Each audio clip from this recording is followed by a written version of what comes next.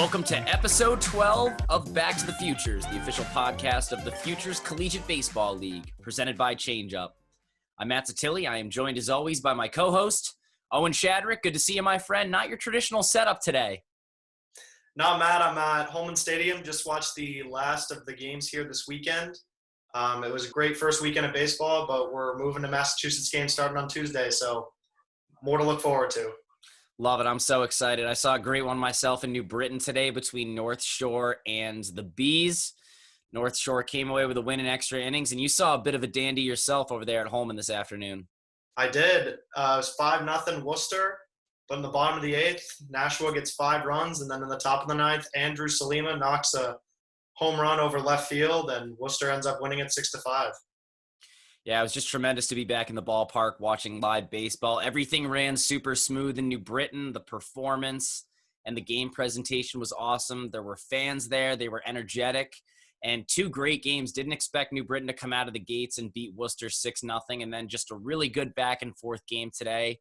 Good pitching, some good offense, good strategy by both managers. So I was so pleasantly surprised and just so tremendous to ring in the season and now have some baseball to look forward to this week. Yeah, shout out to Nashua, Cam Cook, Katie Aaron. Really good job here. Great couple days of baseball, and again, so excited to get going in Mass next week.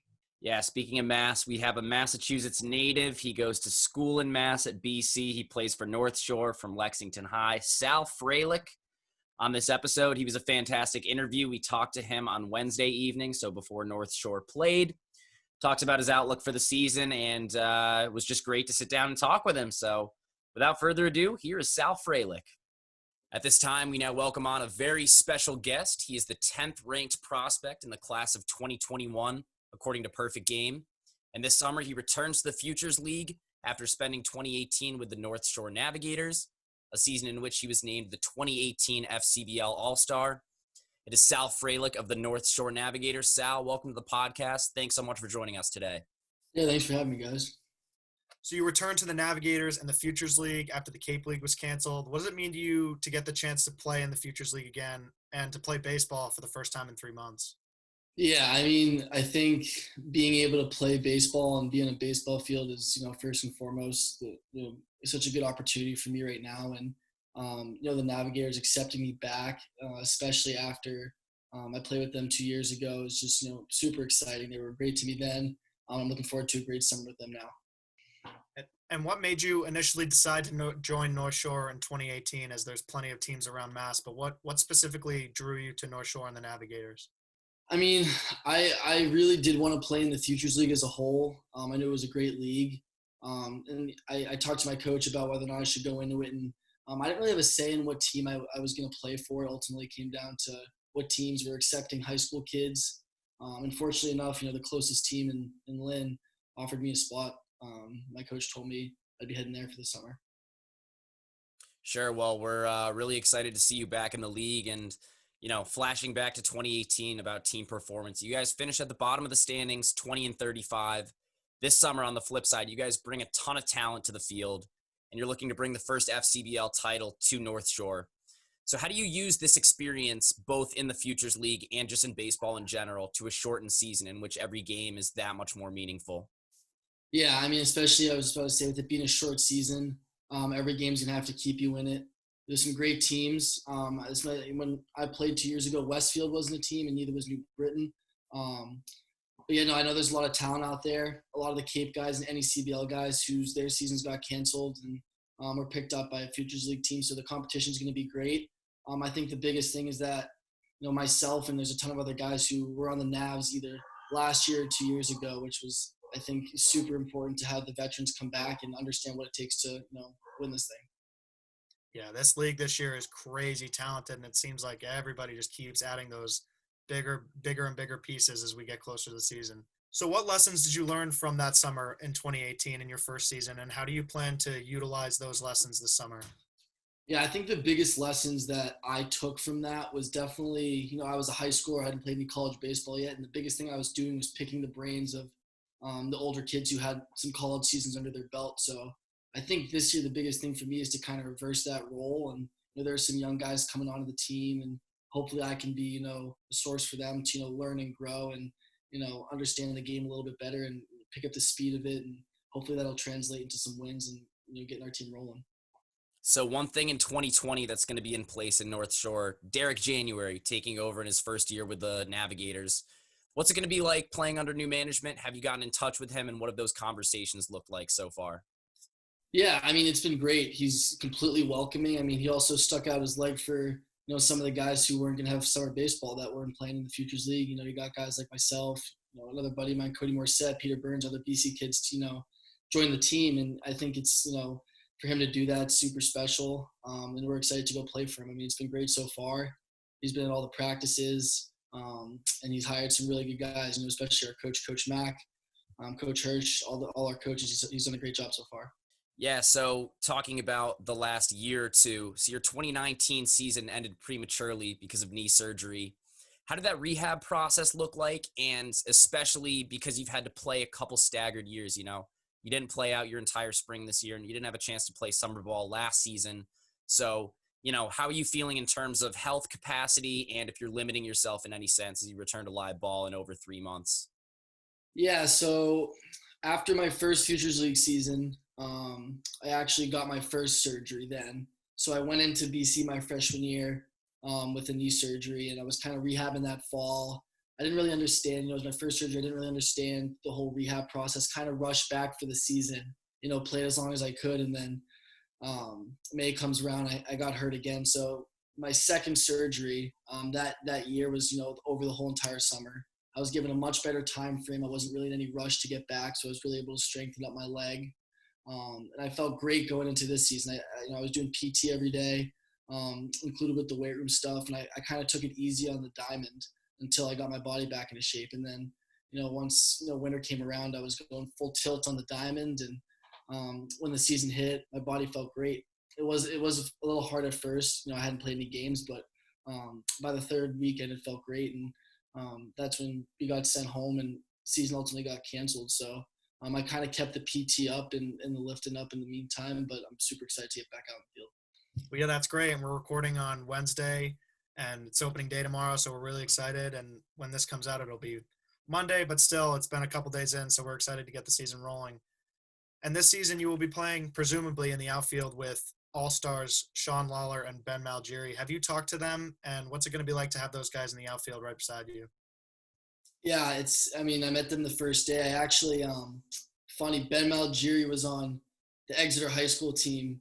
And we actually played them at Fraser Field in my senior year of high school. That was the first time I played there against Ben Malgiri and Cody Morissette. They were on that team. So I did know Ben a little bit coming into it, and got to meet Sean Lawler, and he's a great kid too. So obviously the reigning Futures League MVP as well. And again, just I was saying the veterans we have, especially in the outfield, I think it's going to be super fun to watch. Now, you didn't always start off as an outfielder. You entered college as a shortstop. So how has that transition been, and what skills do you take as a former infielder that you developed when you're playing right field and you're just navigating the outfield? Yeah, I definitely think that starting off as an infielder made the transition a lot easier to outfield versus the other way around. When it comes to, fielding the ball in my first step, it's obviously been quick just from being in the infield. And it did take a little adjusting in the outfield, watching the spins of balls getting hit out there. And, at first it was pretty hard, but I think it was a little easy to pick up once I caught a few. And the transition was, hard, more so because it was off of surgery versus the actual transition from infield to outfield. But I'm looking forward to play some more outfield this year. Hopefully I'll be playing a little infield too. And yeah, we'll see how it goes. Yeah, I would say the adjustment period was pretty natural. Your defensive talent in 2019 showcased on SportsCenter's top 10 plays. You were placed number 4 with a catch over the right field wall on the first baseline against UNC.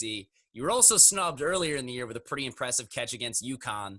First off, I'm going to ask you, which catch do you think was more impressive? Because the dugout was right against the line on first base down in Chapel Hill. And in terms of your overall play, how important is it for you to be that well-rounded, both at the dish and in the field on defense? Yeah, I think the one at UConn was a little harder just because I was going to the outfield wall versus coming in front of me. I kind of saw the wall there. I think that versatility and athleticism is something that's always been part of my game, and just being able to play any position, in between the lines is, I think, a big part of my game. and to, excel at those too. And then if I can, keep hitting and swinging the ball at the dish, then all that comes together, hopefully be a great match. Before we get back to our interview with Sal Frelick, we wanted to share a message from one of our sponsors, Changeup. We're excited to announce a brand new partnership this season with Changeup, a cutting-edge, player-centric pitch tracking solution promoting health and safety, allowing coaches to capture and analyze a proprietary set of performance analytics, and helping pitchers maximize their potentials. Coming to baseball programs around the world this year, Changeup eliminates the administrative overhead associated with adhering to pitch count regulations, allowing coaches to focus on baseball. Coaches and parents at all levels, Little League, AAU, high school, and the collegiate level, take notice. Changeup is the clear choice to ensure your pitchers aren't being thrown too much or too often and are getting proper rest. Together, we can make this great game even better by protecting arms and ensuring compliance with pitching guidelines. For more information, visit Changeup's website, www.changeup.io. That's www.change-up.io. Changeup. Every pitch counts. We now return to our interview with Sal Frelick. Sal, we talked about your talent, and obviously it shows. You were ranked number 10 for your class 2021 according to Perfect Game. How do you plan to use this summer to stay in form and stay involved with the scouts? Yeah, I think the biggest thing for me is just playing baseball. I'm happy that I'm finally playing baseball in the Diamond. And first and foremost, I want to worry about winning and, obviously my self-development. And I think if I focus on those two things, the rest will just take care of itself. I think it's obviously hard to not think about that stuff, especially with my junior year approaching. But at the same time, I really want to focus on, having a good time, playing some baseball with my teammates, improving and winning. I think obviously the rest will just take care of itself. Yeah, we're very fortunate to be one of the leagues playing baseball this summer. And again, we can't wait for everybody else to get on the field. So going into your background a little bit, you're a Massachusetts guy. Not many players that are as highly talented and highly looked at as you are from cold weather states. What does it mean to play in the Massachusetts area, both in the summer collegiate game and in college? Yeah, I think obviously there's a sort of toughness that comes with it. Our fall ball has basically been played in the end of it's in the winter, so it's freezing. Sometimes we get snow. But that's where I wanted to play. I think the biggest part of me of going to Boston College was, keeping local talent here. And I think that's a big part of our culture. And we love recruiting New England kids. And it also plays to an advantage a little bit early on. Some of the teams that come visit us, if it's cold out, they think it's cold, they'll be bundled up in Under Armours and stuff, and we'll be, sleeveless. So I think it's definitely does play as an advantage, but no worries at all with that stuff. We love playing in the cold weather, and I love keeping local talent here. And, Owen may be a Massachusetts guy, but I feel like I got a little one-up here. I'm a BC guy. And first off, wanted to give a quick shout-out, WZBC Sports, official broadcast partner of BC, and Brendan Flynn, the Birdball SID, helping set this up. Many thanks to him. And Sal, there's a ton of BC talent here in the league. You guys have 12 players across the 6 rosters. And you guys are coming off a great 2019 season. That was your last complete season. You won Pool A in the ACC tournament. And you guys had all the tools to make a deep run. The 1 through 5 hitters, I know it, you know it. There's so much talent up top. So, what's it going to be like playing with and against these guys in the summer and just getting a chance to stay sharp and catch up here and there? Yeah, it's going to be so fun. I'm fortunate enough to play with Cody and Peter, two of my best buds. But at the same time, I think we're always bashing heads, and especially with bragging rights going into the year. The BC guys on the other team are going to be banging heads with them. So super excited to get after it. Hopefully we face a couple BC arms on the other teams. I know there's some guys playing. But yeah, it's going to be awesome. I'm really happy that those guys can be playing baseball too. A lot of the kids are staying from home too. There are teams near them. So really excited to see everyone be playing baseball this summer. Is there one arm in particular that you're really looking to get in that bat against from BC? Yeah, Joey Mancini. I want him to throw. Me and Cody were talking about. We said if he throws, we're going to bang him up pretty bad. All right, calling a shot before opening day. We'll keep a good track record on that this season. So also at BC, there's a huge focus on ALS awareness, with the ALS awareness game played every year at Fenway. And you guys have a tremendous relationship with Pete Frates and Andrew Frates, the brother of the late Pete. Rest in peace. What was your relationship with him, and just what does he mean to the program there? I know just his footprint is all over the Heights. Yeah, I was fortunate enough to meet Pete even before I got to BC. Lexington Blue Sox is a local intercity league team here in town, and Pete used to play on the team, and I would play in high school, and he'd always be at the field. So I got to meet him pretty early on, and then I kind of followed his journey as I went to college. And I met Andrew, I met his parents, and he's just an absolute inspiration to us. He didn't get to come out to many games when we were there, but the few he did, it was just a different vibe at the game.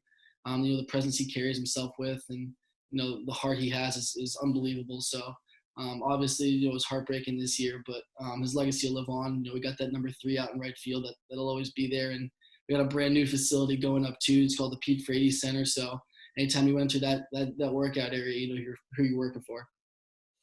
So talk to me about that for a second. I mean, you guys had the construction of Harrington Athletics Village, a brand new turf facility. Now you guys have the ability to host other Northeast schools, maybe in March and April when it's a little colder. And now you're getting a brand new workout facility, locker rooms, batting cages. I know there's a certain grittiness and there's a certain toughness about playing in the cold, but what does it mean to have a chance to go inside and just have that facility at hand and not be playing on grass and know that, you guys maybe have the chance to even host postseason baseball in the next couple of years there? Yeah, I mean, it's unbelievable. And I was fortunate enough to, my freshman year was the first year that the field was played on for a season. And I never got to play on the old field, but I knew that in the fall it was tough when it snowed and rained. They weren't able to get out and play. But, this year if it snows, it usually just melts on the turf. Rain's no issue because it dries pretty fast. So we're always able to be out there. And then, with the addition of the new facility coming in, I think it's going to be awesome for us. Obviously the guys that came before us, built this foundation for us, and we're fortunate enough to be here while it's getting put in. And we're just thrilled. Softball will have it too. So it'll be right there, and hopefully attract a lot of people and get some work in there. Yeah, I know on the back end of things on the broadcast side at the old facility, Shea Field, we would have to broadcast outside. So some of those early season games were a little long. Now we got a heated press box, so all is good. All is good. That's it. So we want to touch on your other athletic accomplishments for a second. So you were a multi-sport athlete at Lexington High, 3-sport captain between baseball, football, and hockey. And I just wanted to touch on football for a little bit. I was unaware of these stats before I checked them out earlier this week. So 2017 Gatorade Player of the Year in football in Massachusetts. And I'm sure you're familiar with this stat line, but I'm just going to read it out just to make sure it's accurate because it was a little eye-popping when I first saw it. So 1,900 passing yards, 30 passing touchdowns, 1,700 rushing yards, 20 touchdowns. You averaged 13.2 yards per carry. That's pretty crazy. So you finished that season with over 3,700 total yards of offense, 51 touchdowns. In your high school career, over 10,000 yards. I mean, I could go on and on. But, what was that like just having that experience year-round and being able to take your leadership both on the gridiron and on the ice? And, I'm also curious, did you consider playing college football? And, how did you ultimately make your decision when it came to balancing out your talent spread across those 3 sports?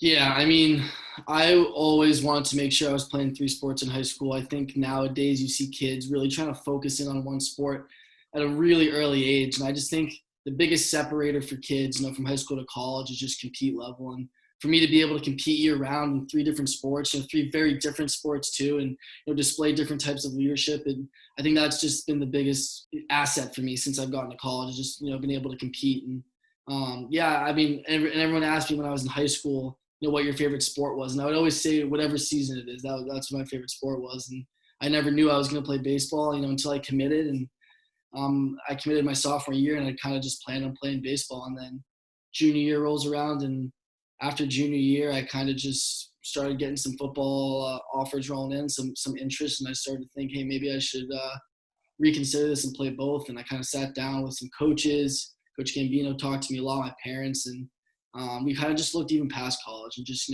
what I have the best chance of playing the longest in. And, for me, it just came down to baseball, and so it was a pretty easy decision for me. So on the football field, how was your trash talk game? We asked Andy Terrio about it, and he said he had a big mouth. So I'd like to hear what you had going on. Yeah, I'm not much of a trash talker. If anyone's ever trash talking me, I just like to score a touchdown, and that's how I trash talk.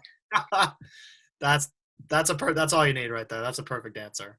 So how about a message to Navigator fans as we get rolling again? We are on the night before opening day when recording. So how about a message to Navigator fans heading into the season? Yeah, I mean, I'm so excited to be back, guys.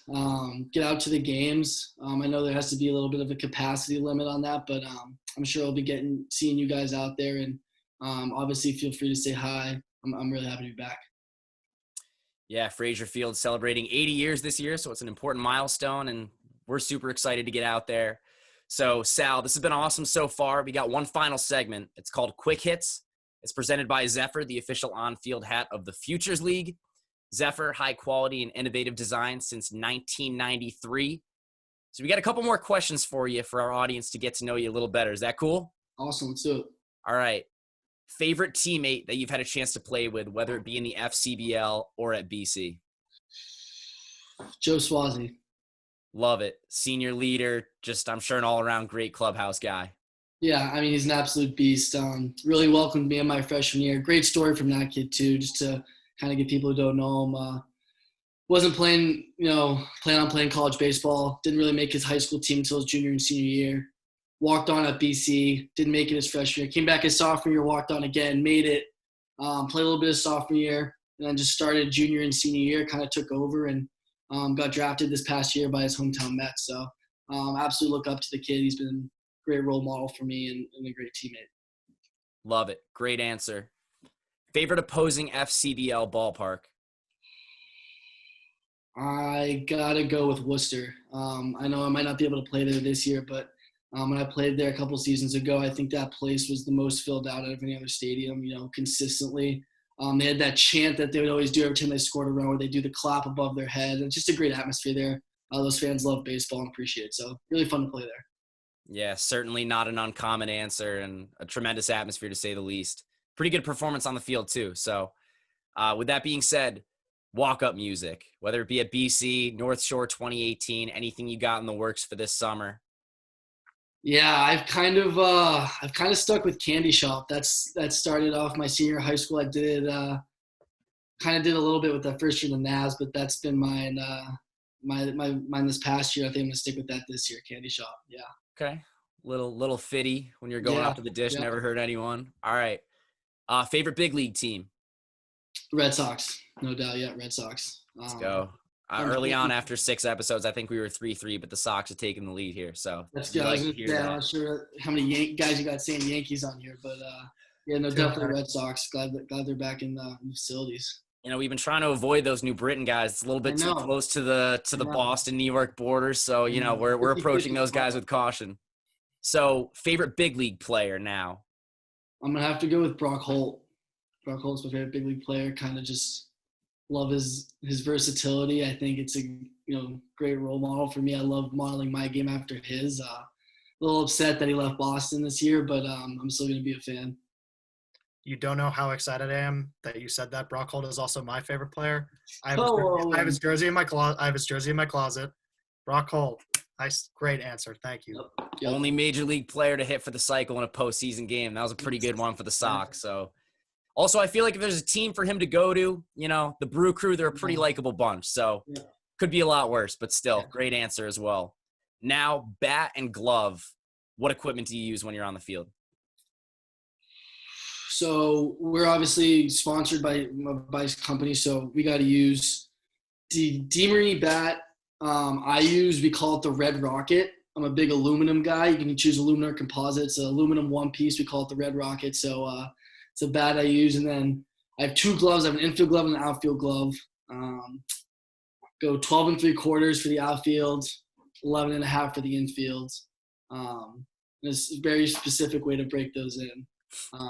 I do shaving cream, softball in the middle, rubber band around for about a couple days, and then I pound it with a bat for a couple more days and break those babies in.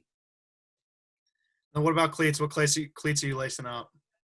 I got the Bryce Harpers right now. I love them. They're half metal, half rubber, so it kind of takes a lot of stress off the knees, especially playing on turf. I think all of the metal cleats, a lot of injuries with that. So I think the Bryce Harpers are perfect.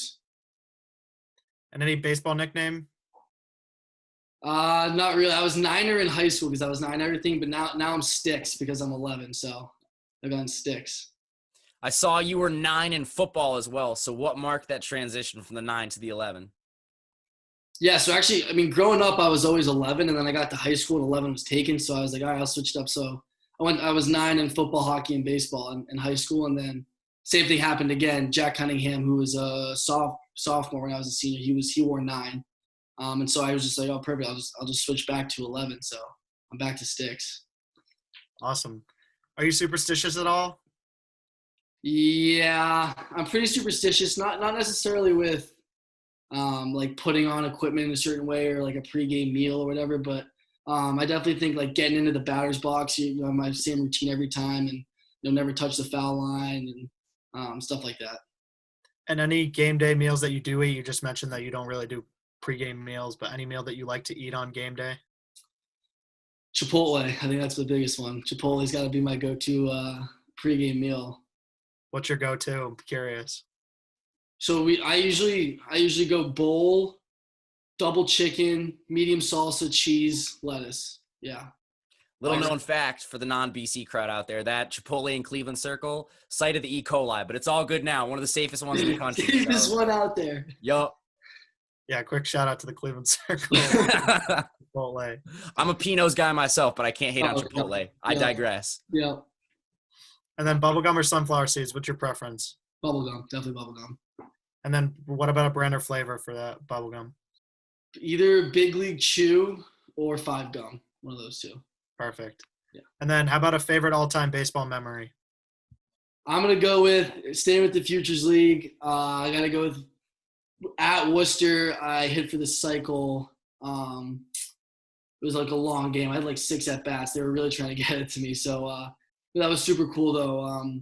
It was the first time I ever done that. And it was kind of, I think, early in the season. So it was kind of cool. Yeah. Which out of those was the hardest to record? I know that seems like kind of a lob for the triple, but I mean, you did hit for a couple triples this year. So which was the one you finished off with? I finished off with the double. It was my last at bat. I remember I got up and I think it actually hit the top of the fence. I thought it was going out, and I think I was going to try to stop on second, even if it was a triple. But yeah, the outfielder kind of fielded it, and I just cruised into second. But yeah, that was the last one. That's awesome. Hey, you and Brock Holt, the cycle guys. That's it. Put it in the books. Well, Sal, this has been awesome. Thank you so much for joining us today, returning to the North Shore Navigators this summer. Perhaps most important to me, a BC Eagle, so go Eagles. Thank you so much for joining us today. Best of luck with everything. We'll see you soon. Thank you, guys. Go Eagles. So this has been episode 12 of Back to the Futures, the official podcast of the Futures Collegiate Baseball League. We got new episodes coming out every Monday and Thursday. Make sure to subscribe. We're on iTunes, Spotify, SoundCloud, and YouTube. Thanks for tuning in. We'll see everyone soon.